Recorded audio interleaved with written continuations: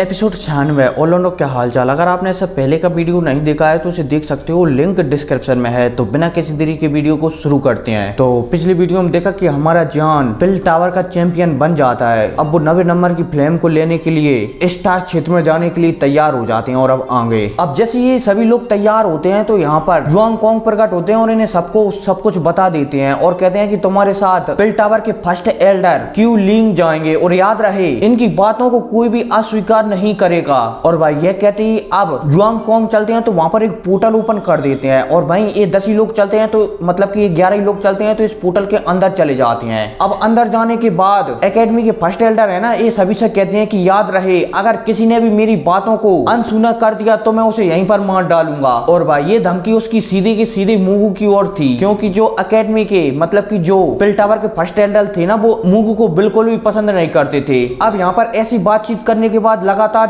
20 minute तक उड़ते रहते हैं और 20 मिनट बाद ये एक जगह पर आ जाते हैं जहां पर बहुत बड़ा एक ड्रैगन सो रहा था। और तो और इसका साइज इतना बड़ा था कि ये 11 लोग यहाँ पर चींटियों की तरह लग रहे थे। अब इतने में यहाँ पर पिल टावर का फर्स्ट एल्डर कहता है कि याद रहे कि इसको जगाने की बिल्कुल भी कोशिश मत करना, वरना मैं तुम्हें यहीं पर मार डालूंगा। और भाई दोबारा से मुगु की ओर ही देख कर कहते हैं। और भाई मुगु पिल टावर के फर्स्ट एल्डर की ऐसी बातें सुनकर मुस्कुराने लगता है। लेकिन अब इतने में मुगु चलता है कि मैं सबसे पहले ट्राई करूंगा और मुगु जाने लगता है। लेकिन इतने में पिल टावर के फर्स्ट एल्डर कहते हैं कि नहीं, तुम नहीं जा सकते। सबसे पहले पिल टावर का पिल चैंपियन इस फ्लेम को काबू करने की कोशिश करेगा। और भाई पिल टावर के फर्स्ट एल्डर की ऐसी बातें सुनकर जियान चलता है तो वो आगे बढ़ता है और इस ड्रैगन के पास पहुंच जाता है। और भाई इस समय जो जियान है हमारे जियान के हाथों पर सील चढ़ाई थी ना, वो गर्म होने लगी थी। अब इतने में हमारा जियान देखता है कि इस ड्रैगन के सिर पर 2 सील लगी हुई है। एक सील लगी हुई है जो बहुत पुरानी है और एक सील लगी हुई है जो जुआंग कोंग ने चढ़ाई है। अब जियान चलता है तो आगे बढ़कर इस ड्रैगन के सिर पर हाथ रखता है जहां पर जिया की सील चढ़ी हुई थी। हमारा जान जैसे ही इस ड्रैगन के सिर पर हाथ रखता है तो हमारे जान की आत्मा इस ड्रैगन के अंदर चली जाती है। अंदर जाती वो देखता है कि वहां पर काला अंधेरा है, मतलब कि एक कमरे में पहुंच जाता है और उस कमरे में काला अंधेरा है। अब इतने में हमारी जान की नजर सामने एक ड्रैगन पर पड़ती है जो कि बहुत ही छोटा होता है। हमारा जान उसे देखता है और दिखता रहता है। लेकिन कुछ समय बाद उस ड्रैगन की आंख खुलती है और वो कहता है कि मूर्ख व्यक्ति, तेरी यहाँ आने की कोशिश कैसे हुई, मतलब कि हिम्मत कैसे हुई। और भाई हमारा जान उससे कहता है कि मैं तुम्हें आजादी दिलाने के लिए यहाँ पर आया हूँ। लेकिन वो ड्रैगन चलता है तो बिना किसी शब्द कहे बिना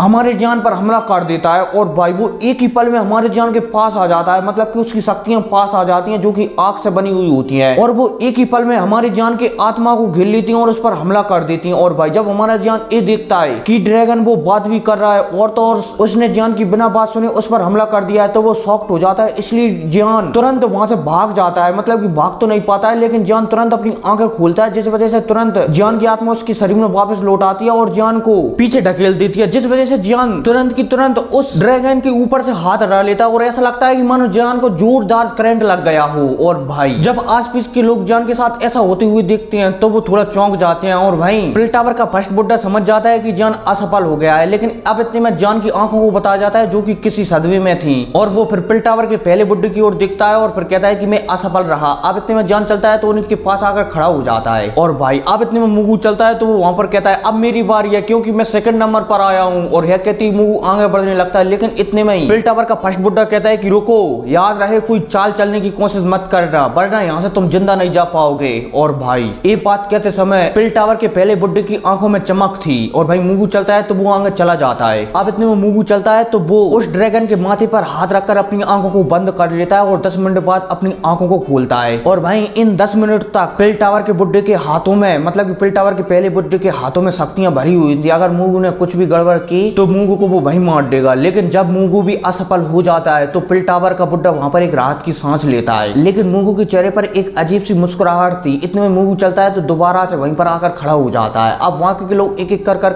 वहां पर जाते थे और वापस आ जाते थे। कुछ लोग तो बुरी तरह से जख्मी भी हो जाते थे और वो वापस आ जाते थे। और भाई जब पिल टावर का बुड्ढा ये देखता है कि कोई भी इस फ्लेम को भस्म नहीं कर पाया तो वो थोड़ा परेशान हो जाता है और वहां पर निराश हो जाता है। और फिर सभी से कहता है कि अब में से कोई भी इसे भस्म नहीं कर पाया, इसलिए चलो यहाँ से चलते हैं। और यह कहते ही वो सभी लोग वहां से जाने ही लगते हैं। लेकिन तभी वहां पर मुगु बोलता है कि बुड्ढे, अगर तुम ऐसे ही इस फ्लेम को काबू करने की कोशिश करते रहे तो तुम इसे कभी भी काबू नहीं कर पाओगे। और भाई यह कहकर मुगु वहां पर हंसने लगता है। लेकिन अब इतने में मुगु चलता है तो अपने हाथों को सामने लाता है और उसमें एक सील बनाने लगता है। और सील बनाते ही वो वहां वहाँ पर जोर से चिल्लाकर कहता है, मतलब कि कुछ कहता है, जिस वजह से जो ड्रैगन के ऊपर दो सील चढ़ी हुई थी ना, उनमें से एक सील चटक जाती है थोड़ी बहुत। और भाई जैसे ही वो सील चटकती है तो वहाँ पर ड्रैगन था ना, वो अपनी आंखें खोल लेता है। और भाई जैसे ही वो ड्रैगन अपनी आंखें खोलता है तो पिल टावर का जो फर्स्ट बुड्ढा था ना, वो थोड़ा डरने लगता है, क्योंकि वो जानता है कि ये ड्रैगन बहुत समय से सोया हुआ है, अगर ये जाग गया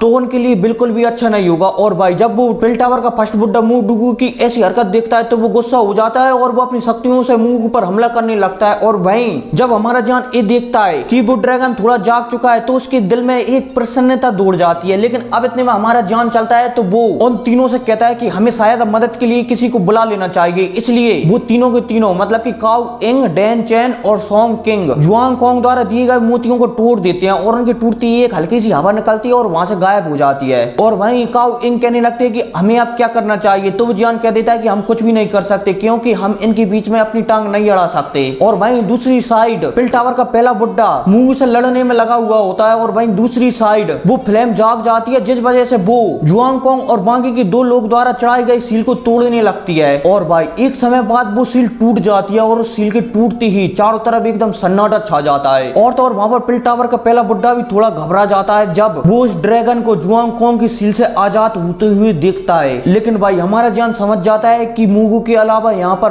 और कोई भी होलोप सोल की ओर से आया हुआ है, इसलिए थोड़ा हमारा जान भी थोड़ा परेशानी में आ जाता है। लेकिन 9 नंबर की फ्लेम इतने में ही चलती है तो वो पूरी तरह से आजाद हो जाती है और वो आसमान में घूमने लगती है। और भाई जैसी बर्निंग फ्लेम वहां पर आजाद होती है तो उसकी आंखों में चमक आ जाती है, क्योंकि बर्निंग फ्लेम मतलब कि 9 नंबर की फ्लेम के पास अपने आप में ही सोचने की शक्तियां थी और वो खुद ही फैसला ले सकती थी कि उसके लिए उत्तम चीज क्या होगी। और भाई दूसरी साइड जैसी वो फ्लेम आजाद होती है तो जो ओल्ड मूगू पिल टावर के फर्स्ट बुड्ढे से लड़ रहा था ना, वो भी लड़ना शांत कर देता है, मतलब कि बंद कर देता है। और वो उस फ्लेम के थोड़ा नजदीक जाता है और उससे कहता है कि आपको आजाद होने के लिए बधाई हो।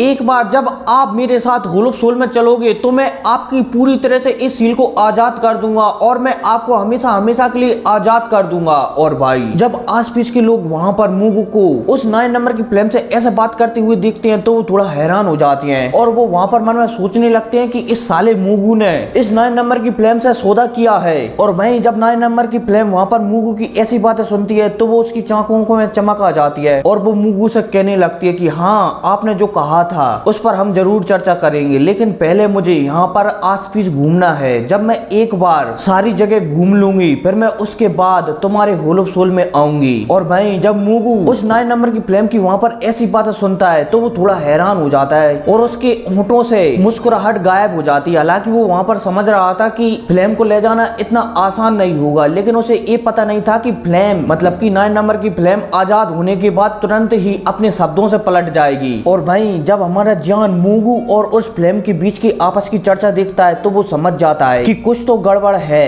लेकिन जब वो मूगू और उस फ्लेम की पूरी बातें सुनता है तो उसके चेहरे पर हल्की सी मुस्कुराहट आ जाती है, क्योंकि वो जानता है कि अगर फ्लेम और मूगू आपस में लड़ा तो जरूर एक बुरी तरह से जख्मी हो जाएंगे और शायद तब मैं या फिर पिल टावर इस फ्लेम का या फिर मूगू का फायदा उठा सकें। लेकिन भाई जान समझदार था, इसलिए वो तुरंत अपने पूर्व साथियों को पीछे कर लेता है। और भाई जब मूगू उस फ्लेम से बात कर रहा था और वो देखता है कि वो फ्लेम उसकी बात नहीं मान रही, उसके साथ होलोप सोल चलने के लिए तैयार नहीं हो रही, तो फिर वहां पर मूगू थोड़ा गुस्सा हो जाता है और फिर गुस्से में वहां पर कहता है कि हाँ, मुझे पता है कि पिल टावर तुमसे इतनी आसानी से नहीं निपट सकता, लेकिन तुम क्या समझ रही हो कि तुमसे होलोप सोल नहीं निपट सकता।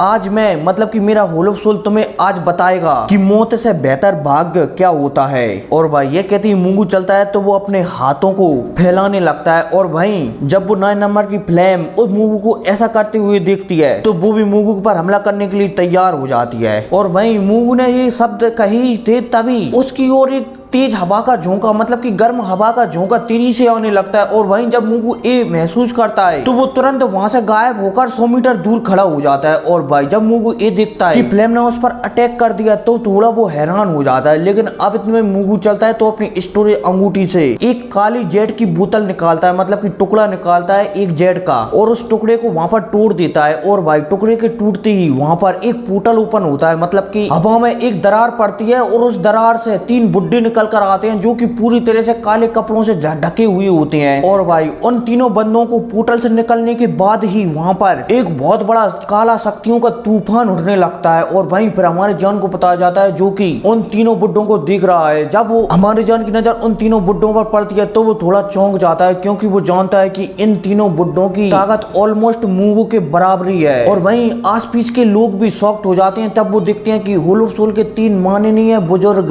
और भाई इतने में फिर मूंगों को बताया जाता है जो कि वहां पर अपना मुंह फाड़ कर हंस रहा होता है मतलब कि हंस रहा होता है और इसी हंसने के साथ ये एपिसोड भी खत्म हो जाता है। ठीक है, तो मिलते हैं अगली वीडियो में, तब तक के लिए टेक केयर एंड